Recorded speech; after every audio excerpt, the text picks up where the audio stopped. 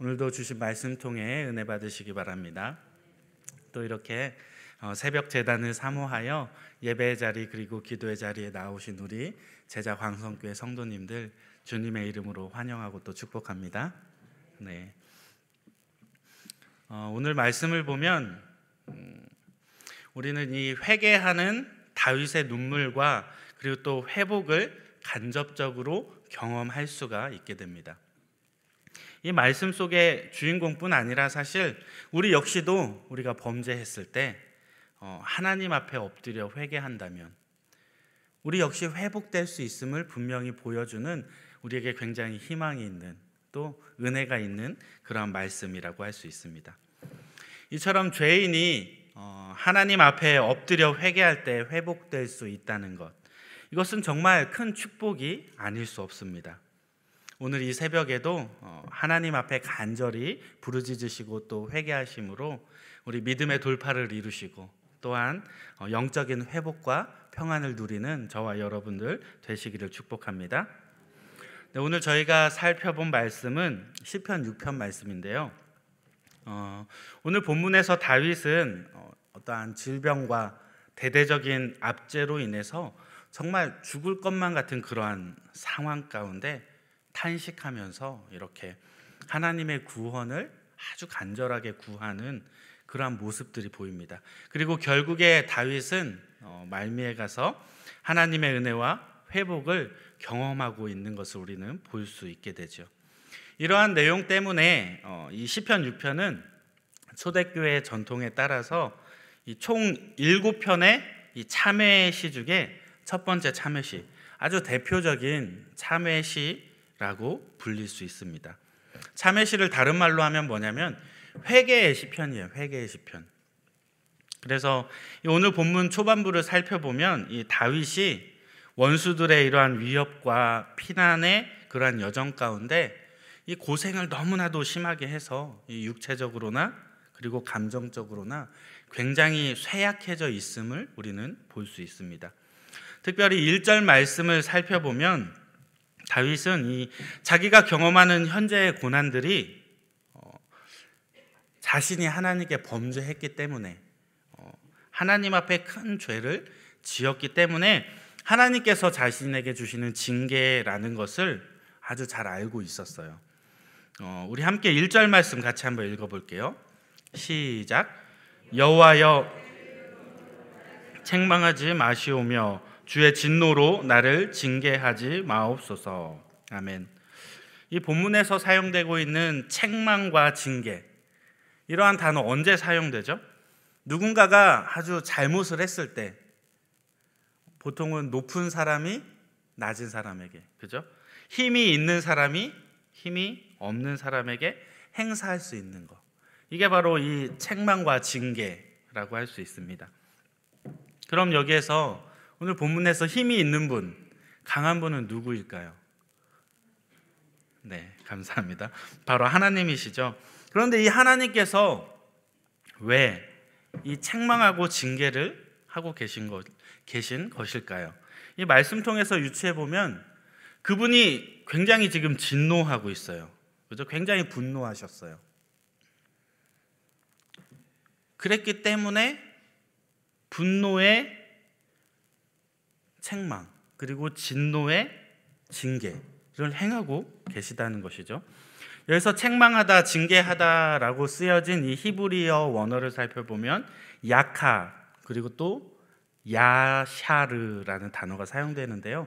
이 하나님 앞에 사람이 범죄했을 때, 이를테면 다윗이 하나님 앞에 범죄해서 책망받을 때, 또는 다윗이 하나님께 너무 말을 이쁘게 잘해가지고 하나님, 내가 사는 궁전은 너무 좋은데 하나님이 계신 곳은 어찌 그런지요, 내가 하나님의 성전을 건축하겠습니다 했을 때 하나님이 내가 너와 함께 하겠고 너는 성전을 짓지 못하는데 너의 자녀는 성전을 지을 것인데 내가 그와 함께 하겠다. 그가 잘하면 상 주고 그가 잘못하면 내가 책망하겠다, 징계하겠다 할 때 이 단어를 사용하세요. 한마디로 이 사람이 하나님 앞에 범죄했을 때 그를 벌하고 꾸짖는다는 의미로 사용되어졌다라는 거예요. 이 단어가.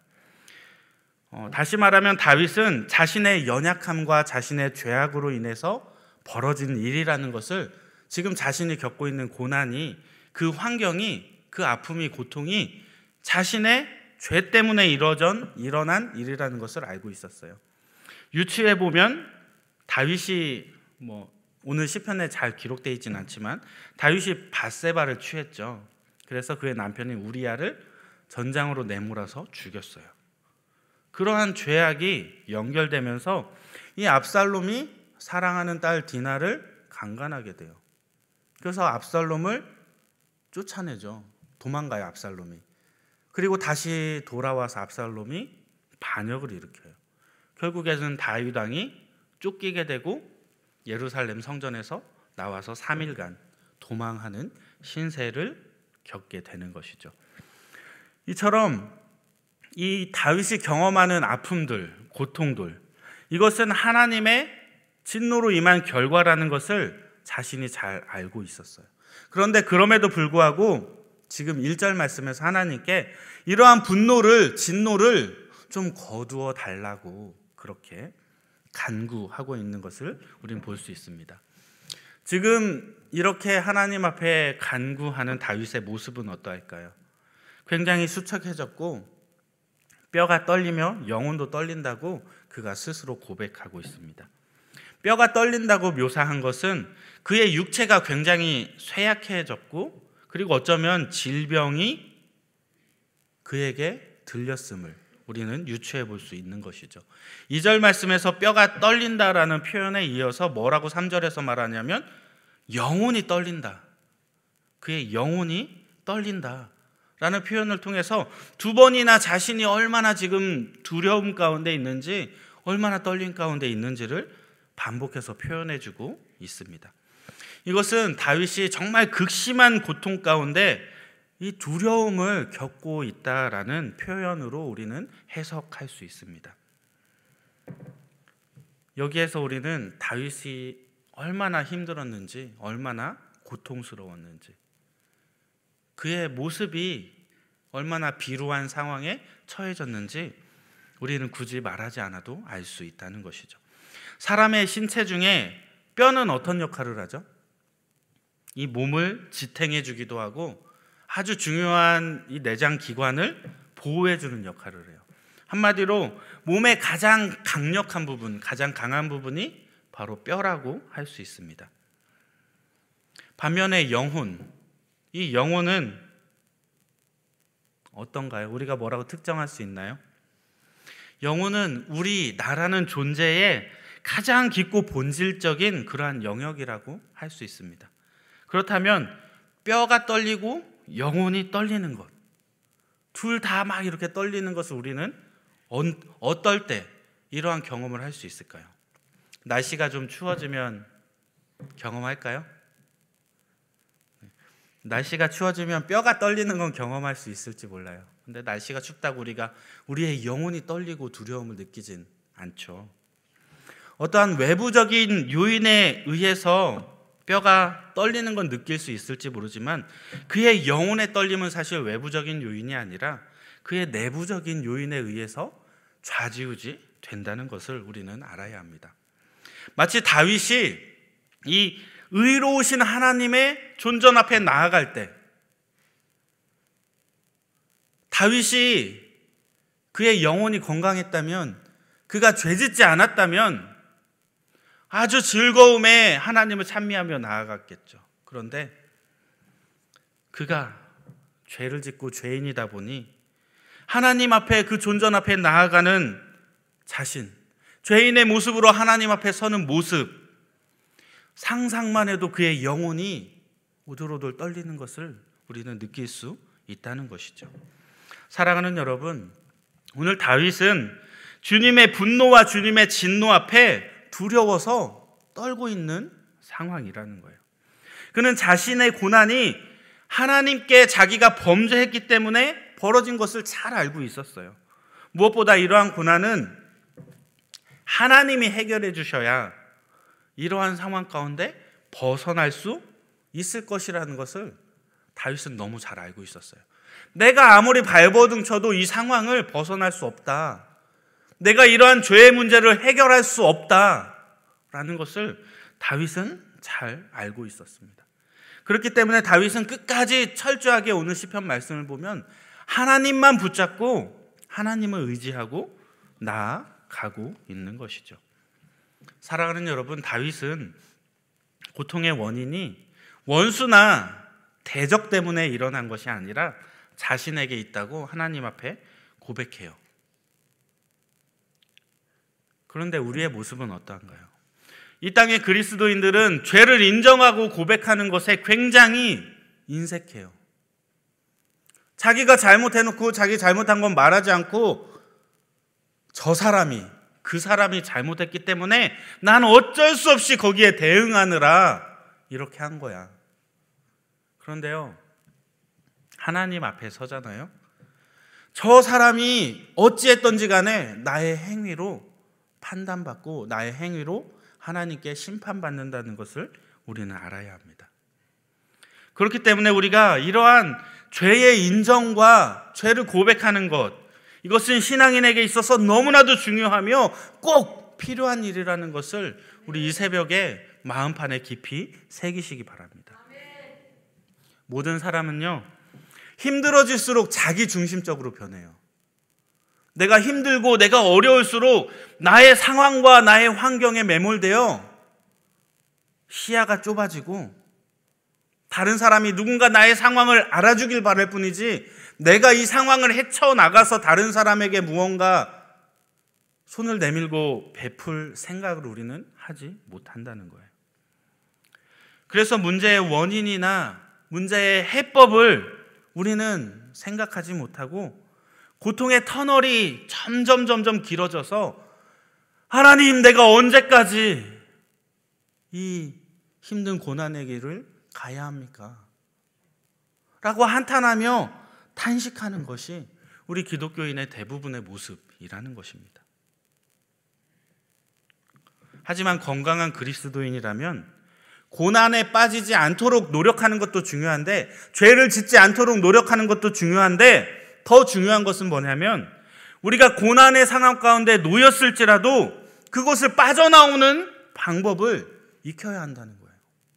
죄악 가운데 빠졌을 때 우리가 돌이키고 다시금 하나님께 돌아갈 수 있는 방법을 우리는 익혀야 한다는 것입니다.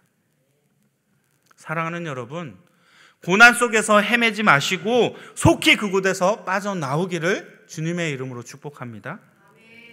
자, 그럼 오늘 본문 속의 다윗은 무엇으로, 어떠한 방법으로 고난 속에서 벗어날 수 있었을까요?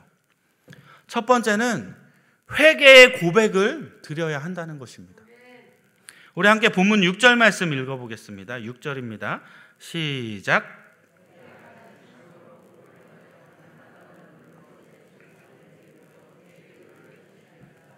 아멘. 오늘 본문 속에 다윗이 무엇을 하고 있습니까? 그는 울고 있었어요. 수많은 눈물로 침상이 흥건히 젖도록 그의 요가 척척히 젖어 들어갈 정도로 그는 엎드려서 하나님 앞에 간구했다는 거예요. 다윗은 앞에서도 언급했듯이 분노와 진노로 자신을 징계하지 말아달라고 하나님께 간구하고 있어요. 그러면서 자신의 죄를 하나님 앞에 낱낱이 인정하고 자신이 지은 죄로 인해서 정말 자신이 징계를 받을 수밖에 없다는 것 또한 잘 알고 있었어요. 그러다 보니 이 죄로 인해 그의 몸은 점점 수척해지고 뼈까지 떨리는 육체적 질병으로 고통을 받았을 뿐 아니라 그의 영혼 역시도 피폐해져서 정말 수치심과 두려움 가운데 내가 왜 그런 짓을 했을까? 수치스럽구나. 내가 하나님 앞에 어떻게 이 죄를 용서해달라고 구해야 하지? 말하지 못해 눈물로 통곡하며 주여 하며 울부짖는 다윗의 이 모습.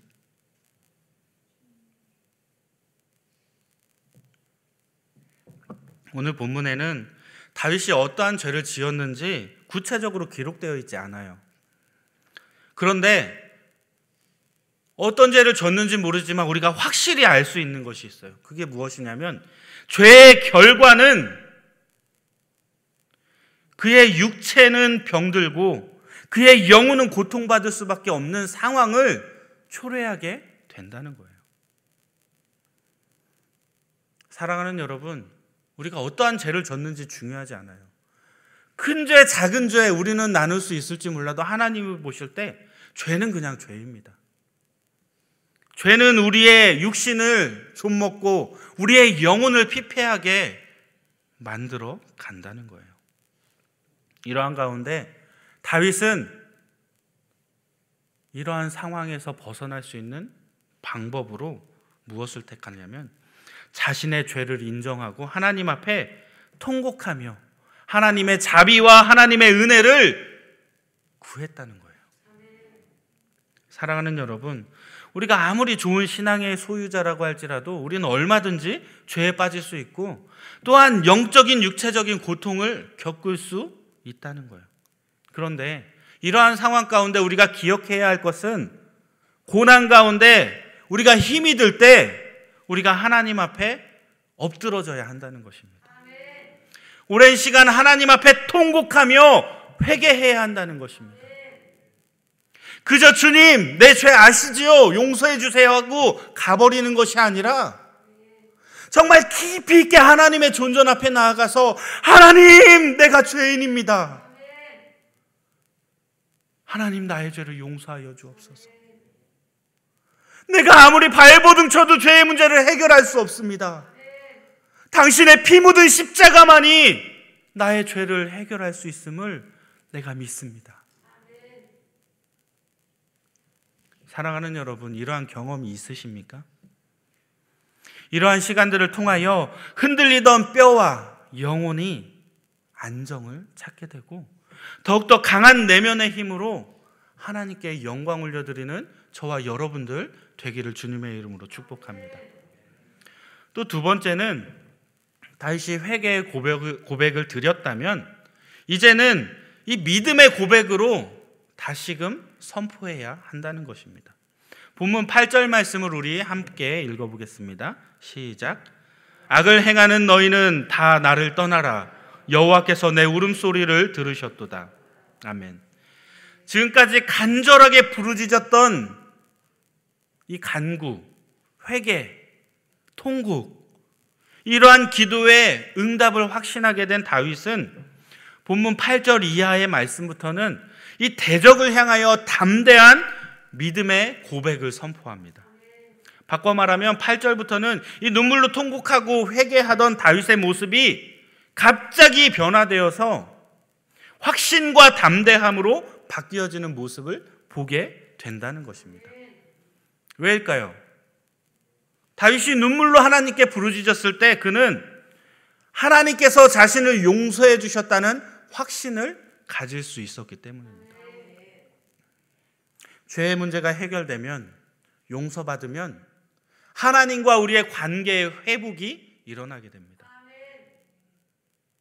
자신을 용서하시는 하나님을 바라보며 더욱더 담대한 마음을 회복할 수 있게 됩니다.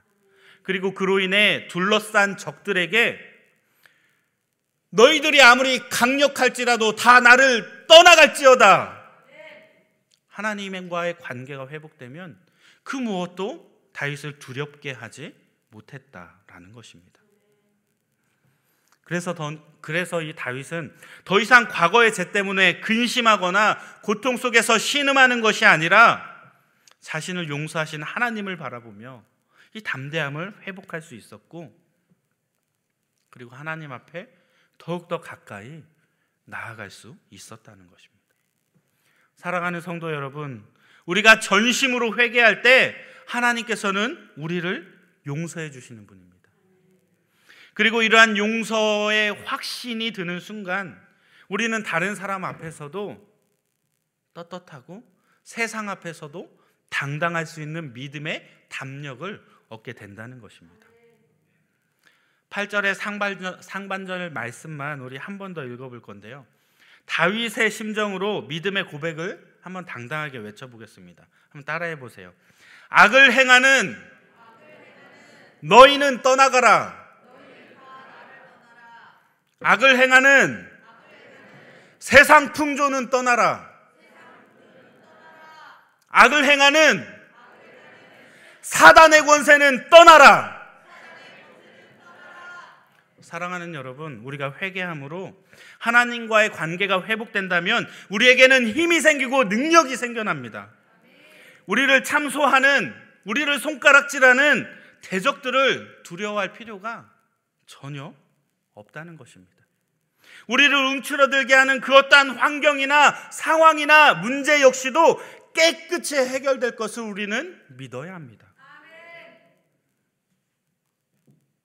하나님 한 분 외에는 그 누구도, 그 무엇도 두려워하지 마시기 바랍니다.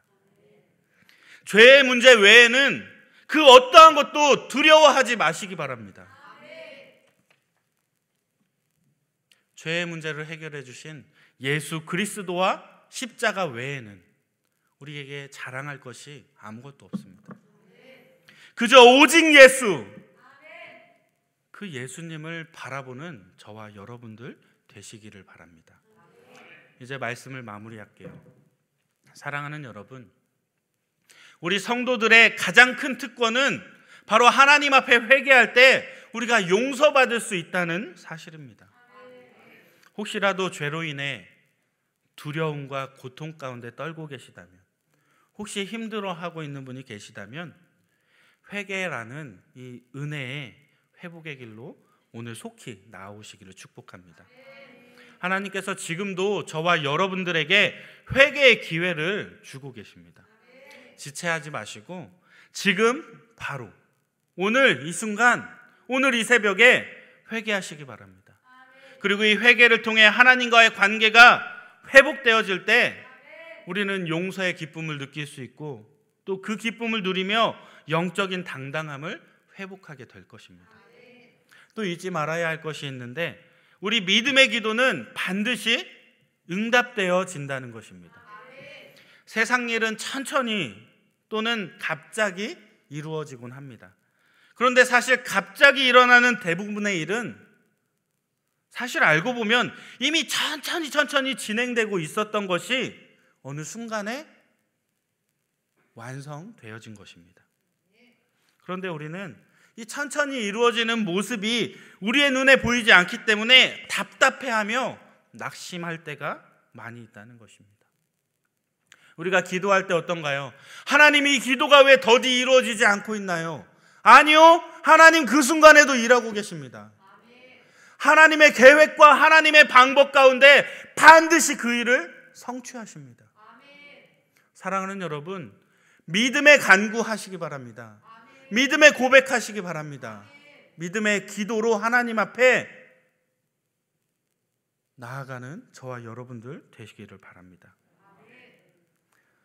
하나님의 계획과 타이밍 속에서 우리가 기도하던 일들이 이미 성취되어지고 있음을 우리는 볼 수 있는 믿음의 안목이, 영적인 안목이 있어야 합니다. 오늘 이 새벽에 깊은 회개의 자리에 나아가시고 또 하나님과의 관계가 회복됨으로 인하여 우리가 이러한 하나님의 계획과 타이밍을 바라볼 수 있는, 알아갈 수 있는 믿음의 안목이 뜨여지게 해달라고 우리 이 시간 함께 기도하도록 하겠습니다. 다 같이 기도합니다. 사랑해 주님 감사합니다. 오늘도 우리 삶 가운데 찾아와 주셔서 우리의 회개의 자리에 초대해 주셔서 우리의 죄의 문제를 회복하게 하시고 우리가 주님을 바라보고 주님의 존전 앞에 나아갈 수 있는 은혜를 베풀어 주시니 감사를 드립니다. 주님, 우리의 삶이 아무리 발버둥 쳐도 어찌나 더럽고 추한지 하나님 앞에 나아갈 걸 생각하면 나의 몸이, 나의 영혼이 두려워 떨림이 끊이지 않습니다. 하나님, 주님 앞에 순전한 모습으로 나아가기 원합니다. 깨끗이 변화되게 하여 주시고 오늘도 새롭게 되어 하나님을 바라보게 하여 주옵소서. 주님의 은혜 가운데, 주님의 존전 가운데 다시 한번 회복의 은혜를 경험하는 은혜 누리게 하여 주옵소서. 하나님의 계획과 타이밍을 알 수 있는 귀하고 복된 은혜를 누리기 원합니다. 믿음의 안목이 부어지게 하여 주셔서 하나님의 뜻과 계획을 분별할 수 있는 영안이 뜨여지게 하여 주옵소서. 오늘도 선한 일을 행하게 하시고 오늘도 하나님의 귀한 걸음 한 걸음 내디딜 수 있는 복된 인생 삶이 되게 하여 주옵소서. 사랑해 주님 감사합니다. 오늘도 주님 말씀 통하여 회개의 자리에 나아갈 수 있는 은혜의 보좌의 길을 열어주시니 감사를 드립니다. 우리가 살아가는 모든 순간 두려움과 고통, 우리를 힘들게 하는 것 그 무엇이냐? 하나님 앞에 담대한 마음으로 모든 것 내려놓고 주님께 맡겨놓고 나아갈 수 있는 믿음의 권속들이 되게 하여 주옵소서. 오늘도 주님 기뻐하시는 모습으로 새롭게 변화되어지기 원합니다. 우리가 그저 육적인 일에 충실하며 세상 것을 바라보며 살아왔다면 이제는 나의 삶이 변화되어지고 나의 존재가 뒤집혀져서 하나님의 계획과 하나님의 타이밍 속에 하나님 기뻐하시는 일들을 함께 성취해 나갈 수 있는 주님의 도역자요 일꾼으로, 주님의 거룩한 자녀로, 백성으로, 성도로 쓰임받을 수 있는 귀한 이 새벽이 되게 하여 주옵소서. 오늘 주님 앞에 회개하며 통곡하며 나아갈 때 회복의 은혜를 경험하게 하여 주시고, 오늘도 주님 만나고 주님 붙잡고 다시 한번 세상으로 나아가 그리스도의 향기를 전해내는 저희들이 되게 하여 주옵소서.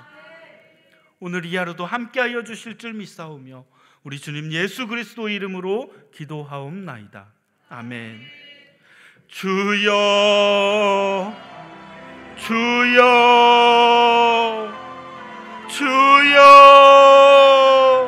할렐루야. 사랑해 주님, 오늘 이 하루도 주님을 바라보기 원합니다. 오늘 이 하루도 주님을 만나고 경험하기 원합니다. 주님 성령으로 임재하여 주셔서 나의 마음이 뜨거워지게 하여 주시고 나의 마음이 회복되어지게 하여 주시고 나의 더러운 것들, 추악한 것들 이 시간 다 주님 앞에 토설하여 깨끗이 변화되어지는 새로운 존재로서 덧입혀지는 오늘 이 하루도 또한 거듭나게 되어지는 놀라운 은혜를 경험하게 하여 주옵소서. 오늘도 주님을 바라보기 원합니다. 주님을 만나기 원합니다. 나의 삶이 예배자의 삶이 되게 하여 주옵소서.